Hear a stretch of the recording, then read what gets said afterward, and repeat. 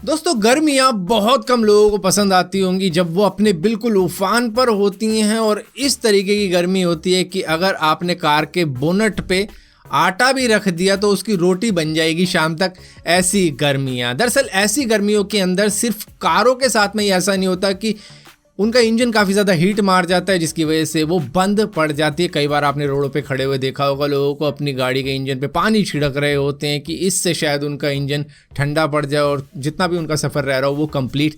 कर पाए वो। लेकिन इस एक्सट्रीम कंडीशन के अंदर प्लेन भी हार मान जाते हैं, वो भी कह देते हैं भैया हमसे नहीं हो पाएगा टेक ऑफ। और यही वजह होती है जब हम देखते हैं कि कई प्लेन कैंसिल हो जाते हैं, ना तूफान आ रहा होता है ना कोई टोर्नेडो आ रहा होता है, बस हमें बता दिया जाता है कि भैया जिस फ्लाइट से आप सफ़र करने वाले थे वो कैंसिल कर दी गई है क्योंकि मौसम अभी उस हिसाब का नहीं है। और उसके बाद में आप बाहर देखते हो यार मौसम तो एकदम क्लियर है, हवा बिल्कुल भी चल नहीं रही है, दिक्कत क्या है इनको, ऐसा हुआ क्या कि ये प्लेन नहीं उड़ा रहे। दरअसल होता है क्या है कि कई ऐसे प्लेन होते हैं जो कि 47 डिग्री सेल्सियस पर जब वेदर होता है तब वो टेक ऑफ नहीं ले पाते हैं क्योंकि वो बहुत ज़्यादा हीट होती है उनके लिए टेक ऑफ करने के लिए। हाँ, बड़े प्लेन उस वक्त में टेक ऑफ कर जाते हैं जैसे कि बोइंग 747 हो गया या फिर एयरबस का A320 हो गया, ऐसे बड़े बड़े प्लेन टेक ऑफ कर जाते हैं 52 डिग्री सेल्सियस के ऊपर भी। ऐसा क्यों होता है? दरअसल देखो होता है क्या है कि ये जो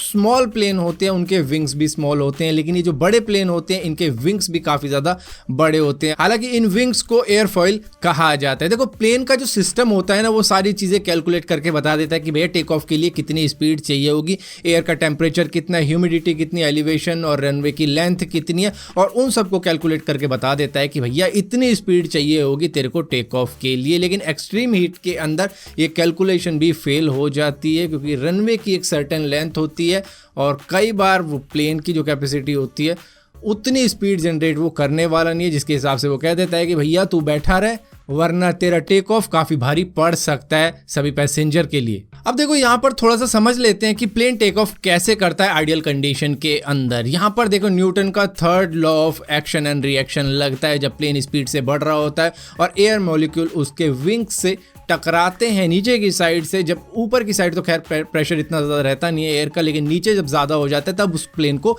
लिफ्ट मिलती है क्योंकि एयर वहाँ पर इतनी ज़्यादा डेंस है कि उसको लिफ्ट मिल जाती है बड़े आराम से और उसके बाद में वो टेक ऑफ कर जाता है। लेकिन हाई एल्टीट्यूड पे पहुँचने के बाद में वहाँ पर एयर थोड़ी सी थिन हो जाती है जिसकी वजह से वहाँ पे इंजन को थोड़ा सा प्लेन को पुश करना होता है और उसकी स्पीड बढ़ानी होती है और स्पीड बढ़ने की वजह से उसको लिफ्ट मिलती रहती है जिससे कि एल्टीट्यूड को वो मेंटेन रखता है अपने इंजन के सहारे। लेकिन जब एक्सट्रीम हीट होती है करीबन 47 डिग्री सेल्सियस या फिर उससे ऊपर की हो जाती है तो उस हीट की वजह से एयर मॉलिक्यूल थोड़े से दूर दूर हो जाते हैं। इस वजह से एयर इतनी ज़्यादा डेंस रहती नहीं है नीचे के एल्टीट्यूड पर भी, जिसकी वजह से जब प्लेन टेक ऑफ भी करने की कोशिश करेगा हाई स्पीड में तो उसके लिए नीचे कुछ एयर है ही नहीं कि वो लिफ्ट ऑफ कर पाए। और इसी वजह से बड़े प्लेन लिफ्ट ऑफ कर पाते हैं क्योंकि उनके विंग काफ़ी ज़्यादा बड़े होते हैं और वो उतने एयर मॉलिक्यूल से भी गुजारा कर लेते हैं और उसके बाद में टेक ऑफ कर जाते हैं स्पीड का। अब यहाँ पर देखो रनवे की लेंथ पर भी डिपेंड करता है कि रनवे कितना बड़ा है क्योंकि प्लेन को स्पीड चाहिए क्योंकि हाई एल्टीट्यूड के ऊपर भी एयर काफ़ी ज़्यादा थिन होती है लेकिन उसके पास इतनी स्पीड होती है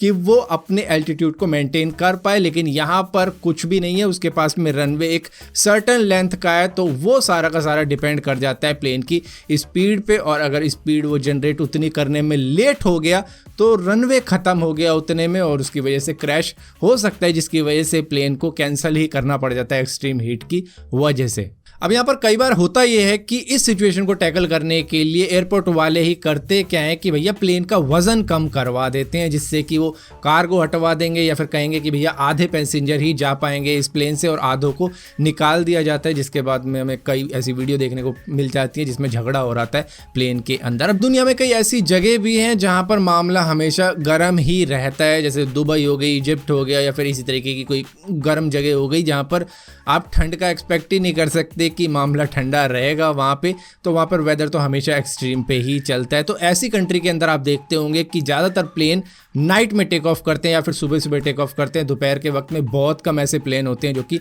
टेक ऑफ करते हैं, या फिर होते भी होंगे तो वो बहुत बड़े प्लेन होते हैं जो कि थिन एयर में भी टेक ऑफ कर पाते होंगे, या फिर उसी तरीके से उनको डिज़ाइन किया जाता है कि भैया इन कंट्री के लिए सही रहेंगे तो उनको उन्हीं कंट्री के एयरपोर्ट वाले या एयरलाइन वाले खरीदते होंगे। तो यहाँ पर यही सारी चीज़ होती है जिसकी वजह से एक्सट्रीम हीट में साफ मौसम आपको लग रहा होगा कि भाई बादल तो बिल्कुल भी नहीं है, बारिश हो नहीं रही, तूफान आ नहीं रहा, लेकिन फिर भी फ्लाइट कैंसिल हो गई। तो वो यही वजह होती है। तो फिलहाल के लिए इस वीडियो के अंदर इतना ही था। अगर ये वीडियो आपको पसंद आती है तो इस वीडियो को लाइक जरूर करना, शेयर जरूर करना, और इसी तरीके की और भी वीडियो देखने के लिए इस चैनल को सब्सक्राइब जरूर करना, और सब्सक्राइब किया है तो बेल का आइकॉन जरूर दबाना, वरना आपको मालूम भी नहीं चलेगा मैंने कोई वीडियो डाली भी है।